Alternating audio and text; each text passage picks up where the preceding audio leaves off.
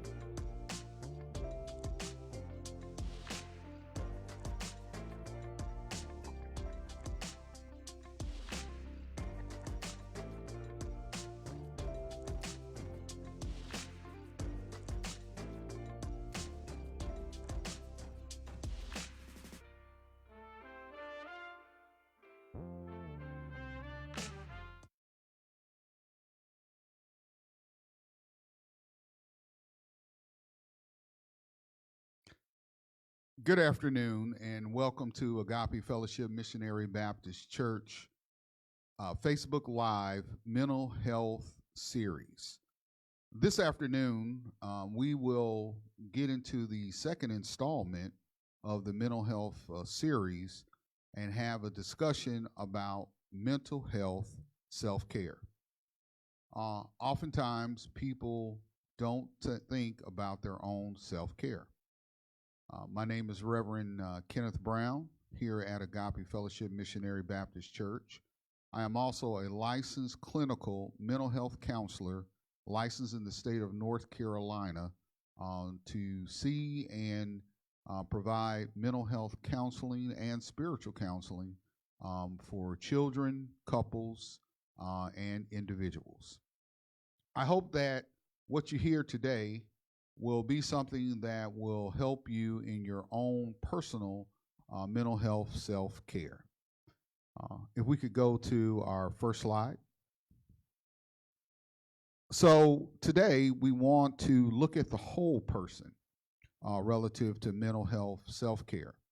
And we want to look at the various items that involves, which includes nutrition, exercise, emotional, mind and body, your health and behavior about that, in the whole total process of healing. Next slide. We're going to provide an overview, some self-help tips, when to seek professional help, and a brief portion on crisis management.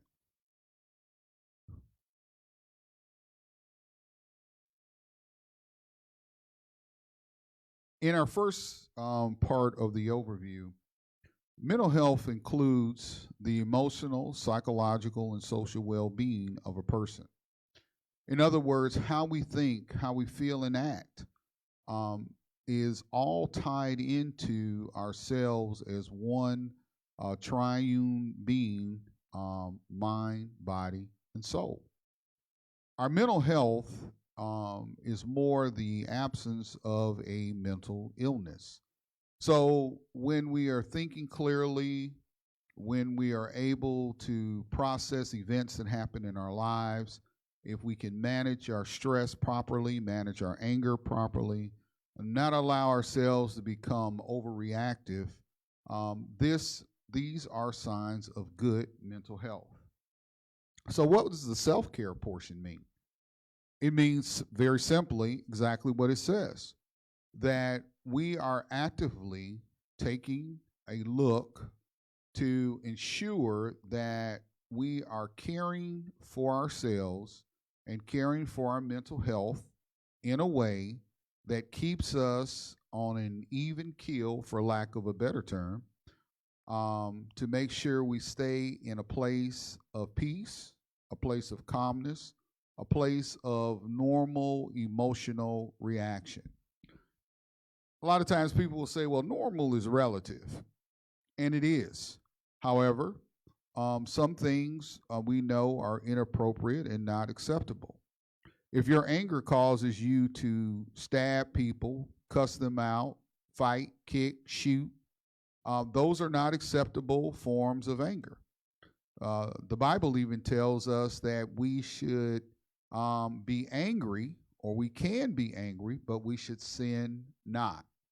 So for the believer, when the anger takes him to a place of sin, creating offenses to another, then that anger is out of control. And like any other emotion, it can become out of control. We want to live in a place of temperance. God gave us emotions, and we should use those emotions. God has the same emotions. All throughout the Bible, he expressed happiness, he expressed anger, he expressed sadness. And these emotions were always used at a proper time with the proper amount. And I think that may be a good rule of thumb is right amount, right time. bursting out in tears in the middle of a birthday celebration probably would not be the right time. Uncontrollable hollering and screaming as if you're very happy about something in the middle of a funeral would probably be not the right time. After everyone has applauded and you're still jumping up and shouting over a great performance is probably not the right amount. So, right amount, right time. And we'll keep that as a rule of thumb. Let's go to our next slide. So, here is the first thing that we're going to discuss is some self-help tips about mental health self-care. One, get regular exercise. Exercise is very important in terms of mental health because it helps with the chemical balancing in our body that's connected to our thinking and processes. Oftentimes, people say when they want to relieve themselves from some stress, they will go ahead on and walk or run, swim, whatever it may be. 30 minutes of exercise 3 times a week is pretty much the standard that's recommended for remaining in physical health, but it is also good for your mental health. The second one is eat healthy, regular meals, and stay hydrated. Water is extremely important for us, as we know from science in elementary school. Water makes up over 70% of our body. So obviously we need to remain hydrated. The other part is regular meals. When we eat regular meals that are healthy, we stay in a place of having energy and our ability to think clearly. As many of you are aware or have experience, I know certainly I have, around the holiday periods when you've eaten a really, really good meal and maybe eaten a little bit too much, your stomach is stuffed.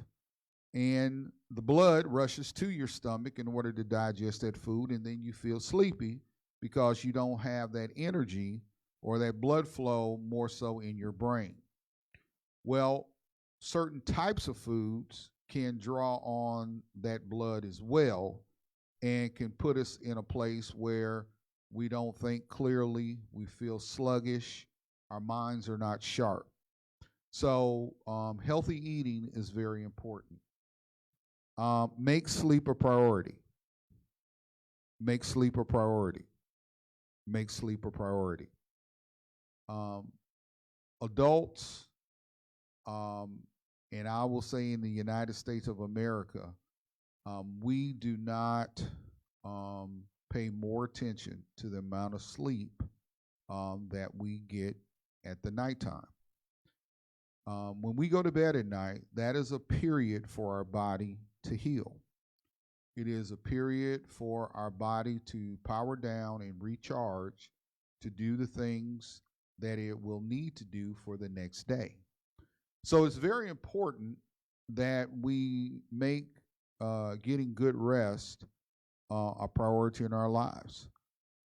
It's recommended that even for an adult, they should sleep 6 to 8 hours per night for an adult. Young adults, teens, they should sleep anywhere from 8 to 9 hours per night. And then younger children are recommended to sleep anywhere from 9 to 12 hours. Most young children of parents that I know, they normally put their children to bed anywhere from 7:30 to 8 o'clock at night, and they're waking up at 6 o'clock in the morning.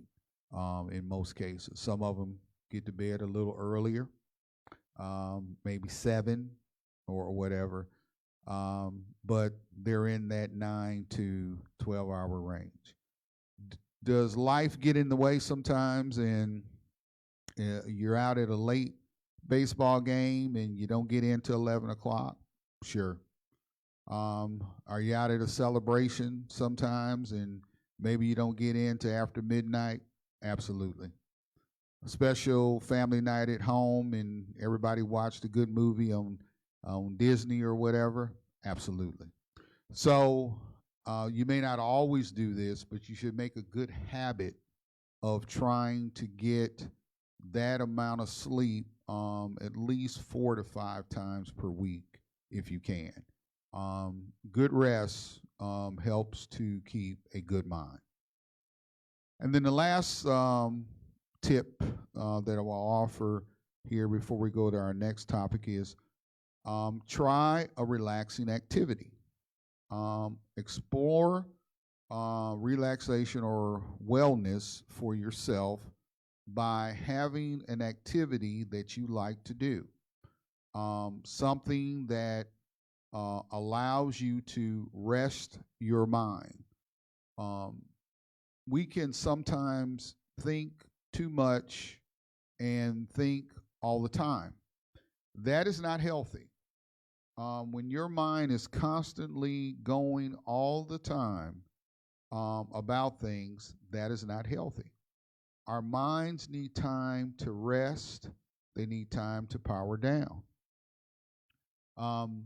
Jesus, throughout his ministry, would often steal away from the crowds and steal away from even the disciples to get some time to recharge himself, to have some time to pray, some time to reflect, some time to rest from the pull of everyday ministry that was on him. For us, our jobs, our families, our other extracurricular activities can sometimes draw energy from us in a mental way more than we give it credit to. And when we're always constantly thinking about bills or constantly thinking about the next event we got to go to or constantly thinking about the next thing that's coming up, and that's all we're constantly thinking about, we are going to start to disturb our eating habits, disturb our sleep, and yes, even disturb our exercise.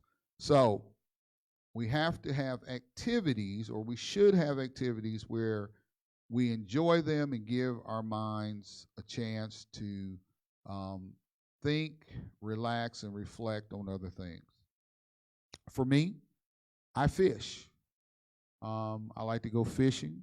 When I have time, I do some hunting. I also like to cook, and I'm a movie buff. These are times when my mind can just enjoy things that I enjoy, or maybe reflect and think on things that give me joy, but I do not have to have my mind focused on the pulls of life.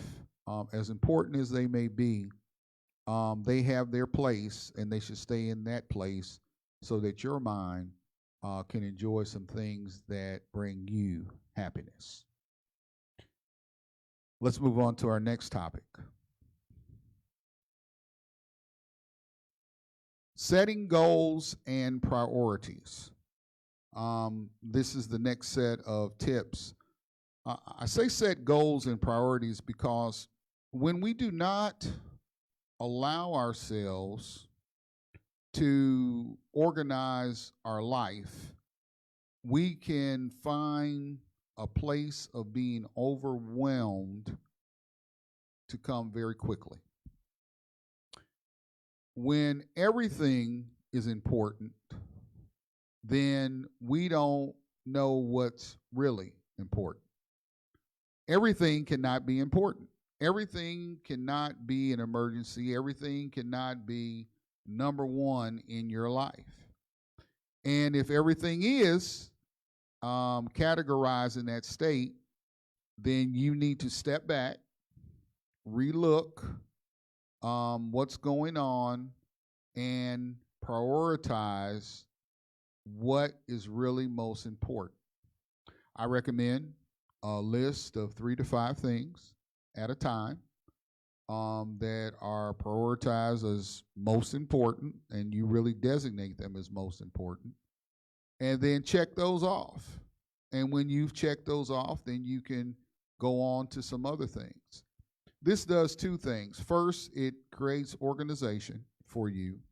And then the second thing is when you get some wins of completing things, it is a form of encouragement to yourself, and it gives you a little boost in your mind and a little pat on the back from yourself that, hey, I got some stuff done.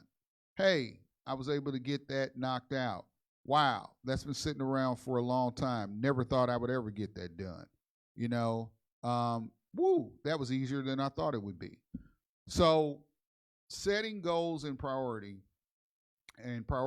is very important for our mental health because when we have so many things, and I will say too many things, we can start to feel defeated as if we'll never get anything done.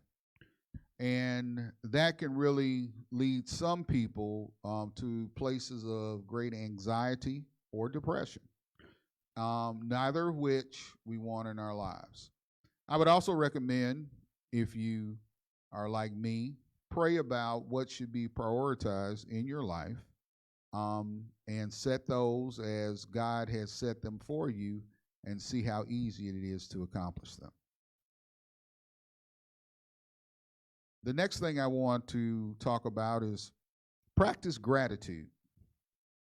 Reminding ourselves daily that we are grateful for the things that are in our life gives us encouragement and takes our focus on the things we don't have. We can be so wrapped up into what we don't have and make that our focus and pull ourselves down mentally that we don't look around and think about all the great things that we do have. We have a job, we have life, we have friends, we have family, we have a place to stay, we have food in our mouths, we have God in our life, we have salvation. There are just numerous things that we could think about and be more positive about than the negative things that we don't have. And if there are things that we don't have, then we can pray to a God and be glad we have a God that we can pray to, and eventually we just may have it. So being positive, thinking on the good things that we do have is important, and that's the next bullet, which is focus on positivity. Being positive is good for our mental health. Being negative all the time will only pull your mind down into places of depression.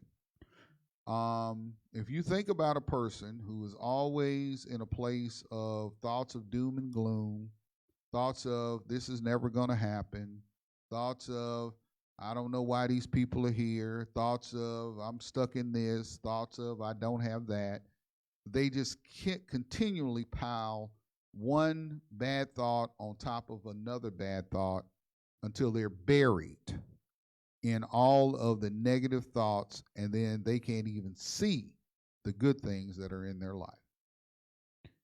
Amen. The next thing I want to point out is staying connected. For mental health self-care, it's important that you have people in your life to reach out to periodically.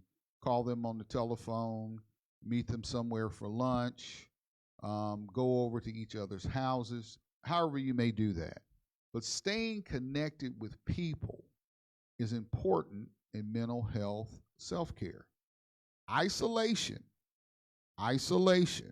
is a quick way to make you start thinking that you're all alone and there's no one in your life. And this is a place that is not true, but I will tell you, it is a place where people can take themselves, and the enemy, the devil, would love for us to be in. to start thinking that we're all alone and there's no one else there, and I don't know what I'm going to do. Woe is me.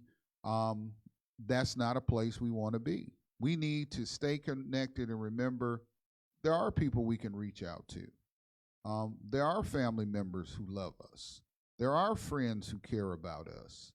There are co-workers who support us. There are church members praying for us. So we need to stay connected in that way. Even to the point I know that people are slowly coming back to the sanctuary, and online services have become very, very popular. And in fact, they've actually spread the gospel. But periodically, it's good to touch and agree and stay connected and be in the physical presence of people and allow that to happen. On that one, I'm going to say amen. All right. Let's go to our next slide.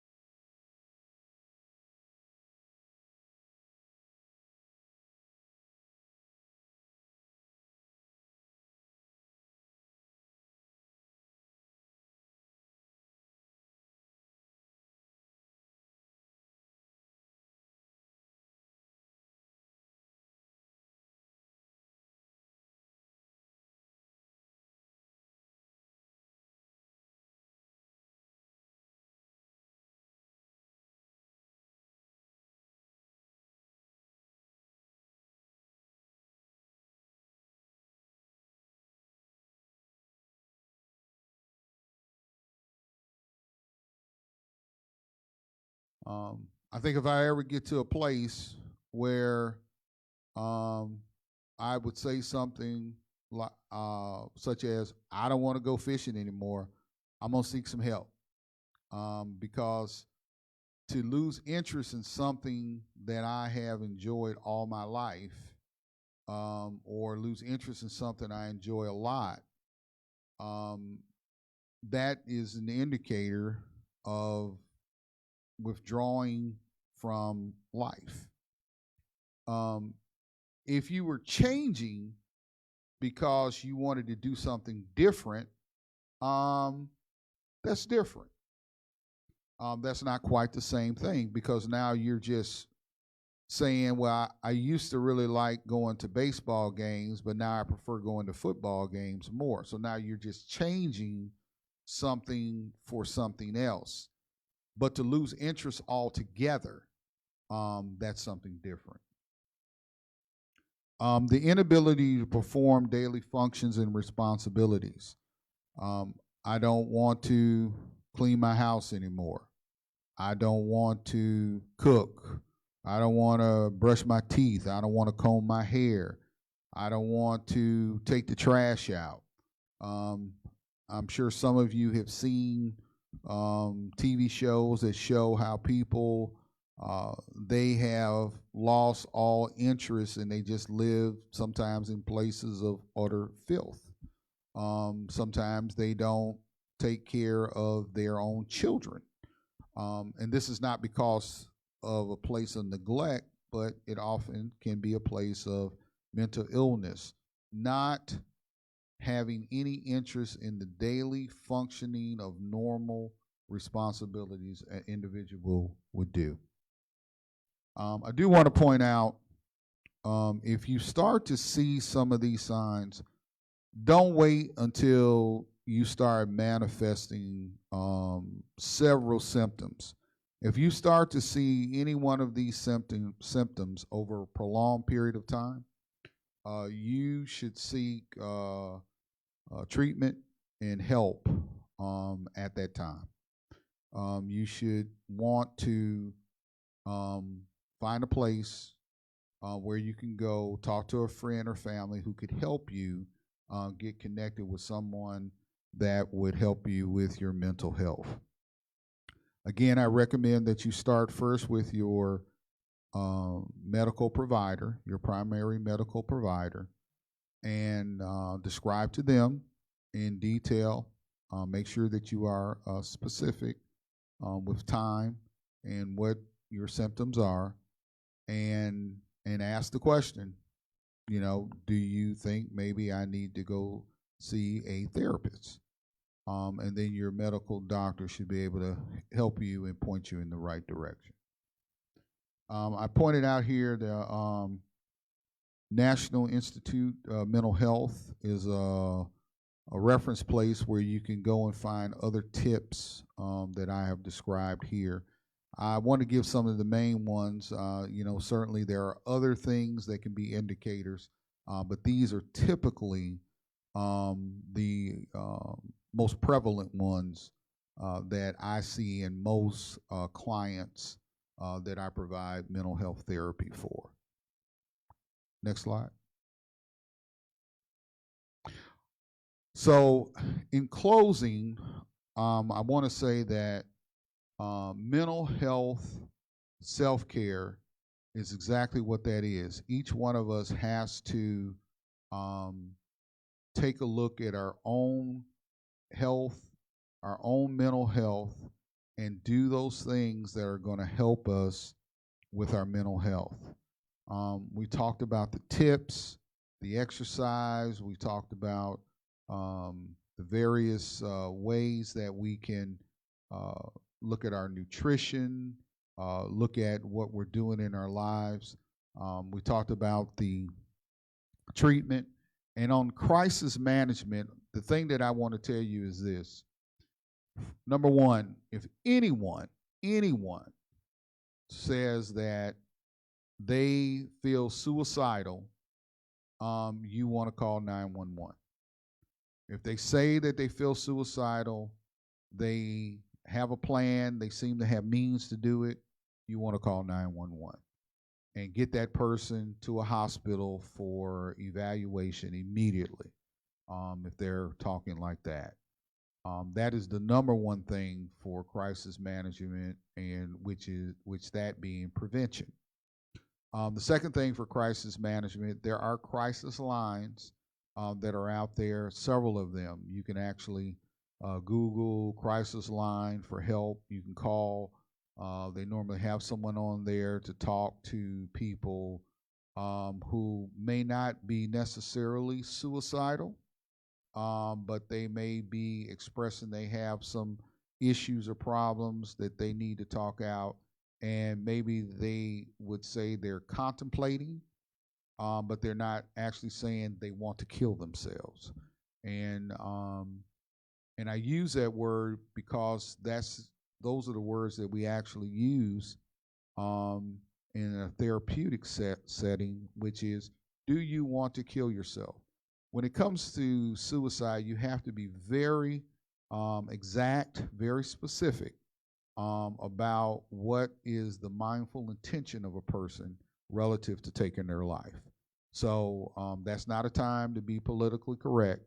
You have to ask them very directly, do you want to kill yourself? Do you want to kill someone else? Because sometimes people may not be suicidal, but they may be homicidal. Either way, 911, get them to a hospital immediately. I certainly thank you all for listening to this presentation concerning mental health, self-care.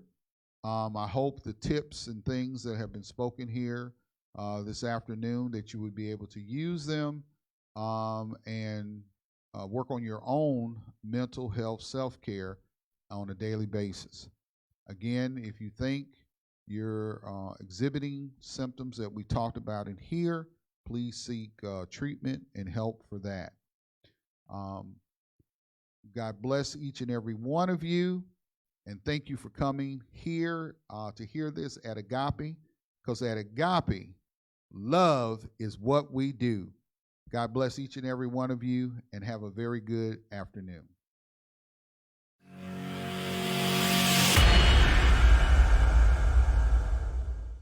We are a Bible-believing, Bible-teaching, Bible-preaching church.